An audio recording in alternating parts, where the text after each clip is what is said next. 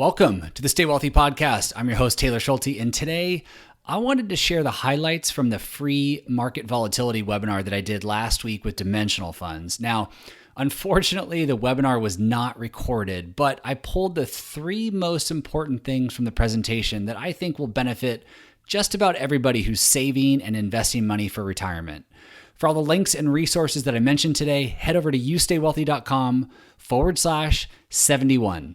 Okay, so the first thing I want to highlight from our conversation was this conversation or discussion we had around why invest in the stock market to begin with. In other words, knowing how it feels when we see our hard-earned money go up and down on a daily basis or monthly basis, and then knowing how it feels when things get really ugly, like we've experienced this year a little bit, and we've experienced it in the past, but knowing these things, why do we continue to invest in stocks? Like, why not invest in something more conservative and just spare us this emotional roller coaster? So we invest in stocks for two reasons, and here's what we kind of outlined in the presentation. The first reason is to earn a healthy enough rate of return so that you can reach your financial goals. Two, we want to invest in stocks, or typically we need to invest in stocks because inflation is one of the biggest threats to our retirement, and we need to invest in stocks or higher returning asset classes in order to combat inflation. Now, most of you know that the stock market has delivered an average annual rate of return of about 10% going back to 1926. And you might have said something like, well, I don't need a 10% rate of return. What if I can just get 3% or 4% or 5%? What if I just get that year over year and take a more conservative path? And you can, by the way, you can do this, especially if your financial plan tells you that you don't need a high rate of return to reach your goals. It might be possible to target a lower rate of return while still retiring safely. Maybe you have other income sources, or you've been a good saver, or maybe you just live a simple life and expenses are really low.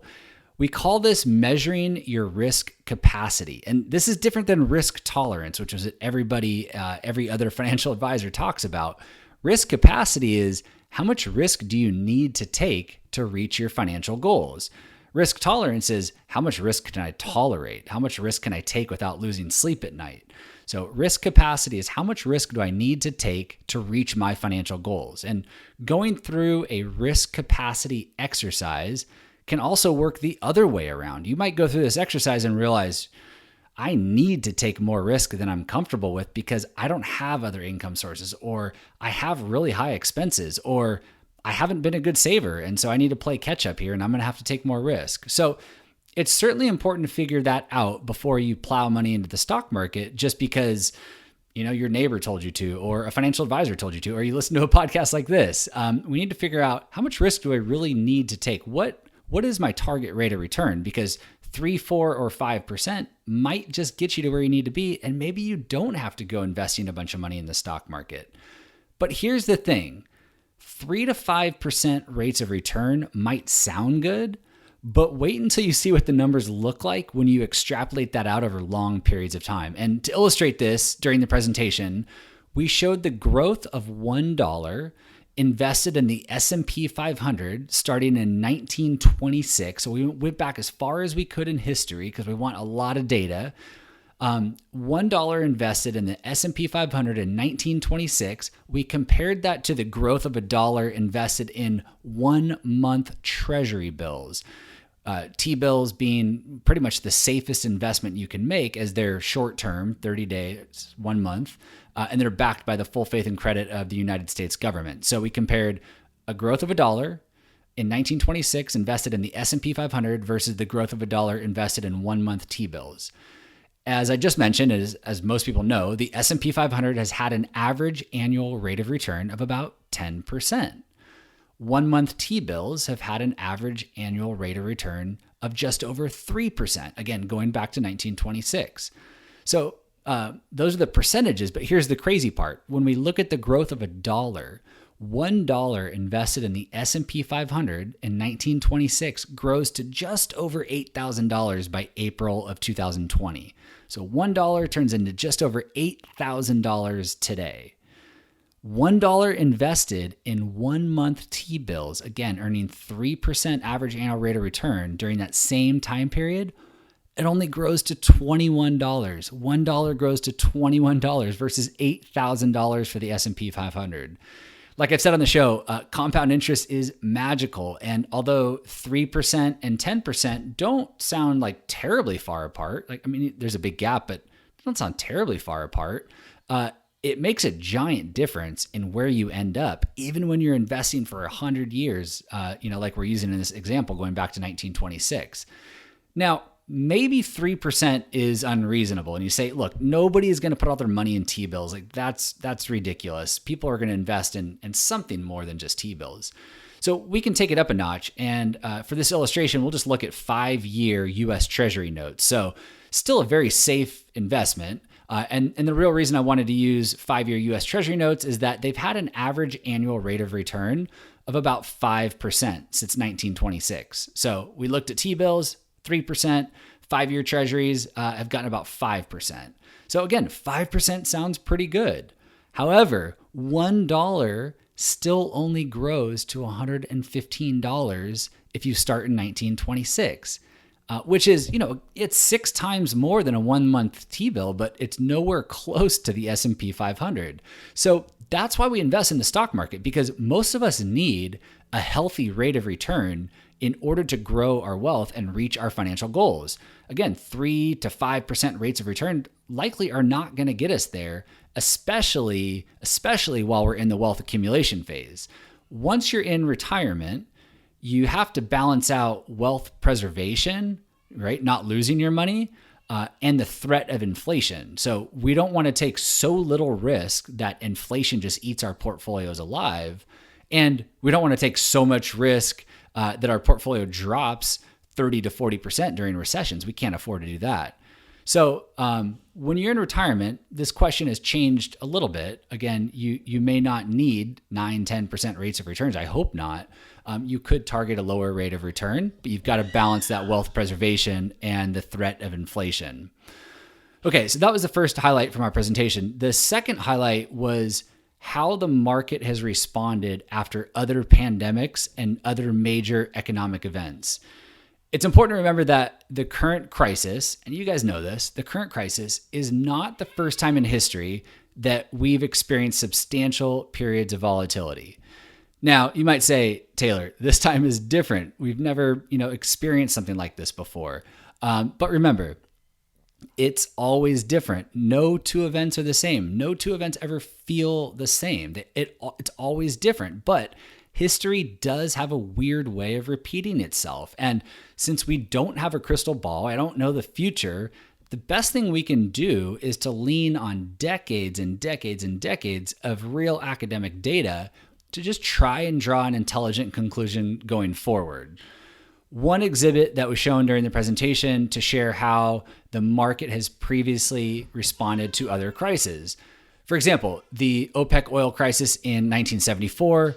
1 year after that crisis, a balanced portfolio of 60% stocks, 40% bonds was down 5%. But 3 years later, it was up 37%. And 5 years later, it was up 69%. The crash of 1987, 1 year after the crash, a balanced portfolio of 60% stocks, 40% bonds was up 19%. After the crash of 1987, which is, makes headlines all the time, still on the news. They're always drawing parallels back to 1987.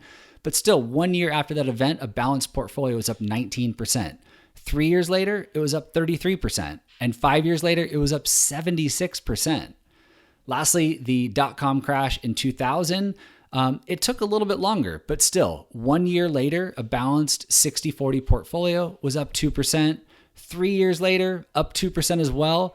But then 5 years later, it was up 51%. So I'll link to this data in the show notes if you're interested and you want to dig in a little bit more. Again, those can be found at youstaywealthy.com/71. But the conclusion is that there's always going to be what we'll call a crisis of the day, or a potential major event looming that could mean the beginning of the next market drop. As we all know, predicting future events correctly is pretty much impossible, at least doing it consistently. You might get lucky once. but doing it consistently is pretty much impossible. Volatility in the market is part of investing. It's normal. A market going straight up with no volatility, that's not normal. So if you want to enjoy the benefit of higher potential returns, like we outlined a few minutes ago when we looked at the growth of a dollar, you have to be willing to accept increased uncertainty. It's just the way it works. Okay, the last highlight of the presentation, and sorry if you hear my kids in the other room, I am working from home, so it's part of the joys of doing this, but the last highlight of the presentation was the discussion around how to invest going forward. Okay, we know all of this. We're starting to come to grips with it. We've digested all this great information, but how should I think about investing going forward? I'll be talking at length about this soon. I'm going to do a whole series on how to build a portfolio and portfolio construction and investing. But in short, there are 3 things that we think you should focus on, and we talked at length about these during the presentation. Number 1, maintain a globally diversified portfolio. U.S. stocks move in a different direction at different times than international stocks. So look at your portfolio. Do you mostly own U.S. stocks? If so, now might be a good time to improve the diversification of your portfolio. That's some real low-hanging fruit right in front of you right now.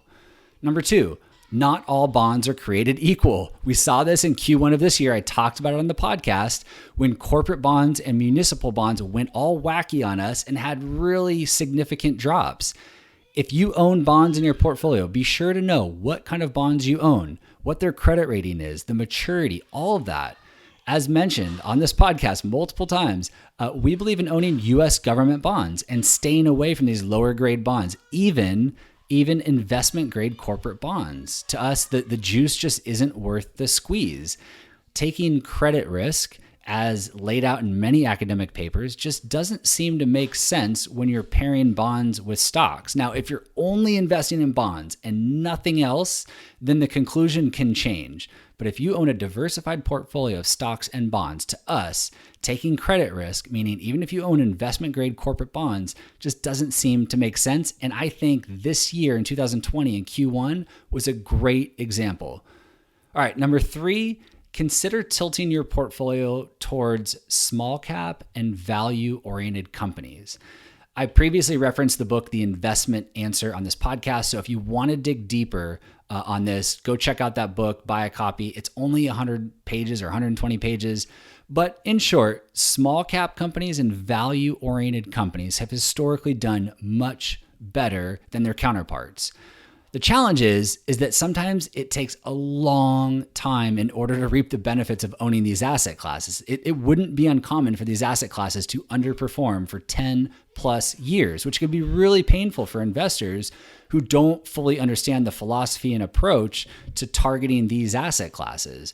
But if you're looking for ways to optimize your portfolio, to take it to the next level, say, hey, I'm doing pretty good, but I want to optimize, this can be a tweak that's in your control to consider making, tilting that portfolio towards these smaller cap value-oriented companies. And this is a tweak that I personally believe in and that's something that we implement in our firm. So again, The Investment Answer is a great book if you want to dig into that, but I will be sharing a lot more during an upcoming series on investing and portfolio construction. So get ready for that. If you have any questions, please send them my way. The response to the webinar was overwhelmingly positive. I had a lot of fun, and based on the feedback, we're going to be doing more of them in the near future. So keep your ears out for the details about the next one. Until then, you can find the links for today's episode by going to youstaywealthy.com/71. Thanks so much for listening, and I'll see you back here in 2 weeks. This podcast is for informational and entertainment purposes only and should not be relied upon as a basis for investment decisions. This podcast is not engaged in rendering legal, financial, or other professional services.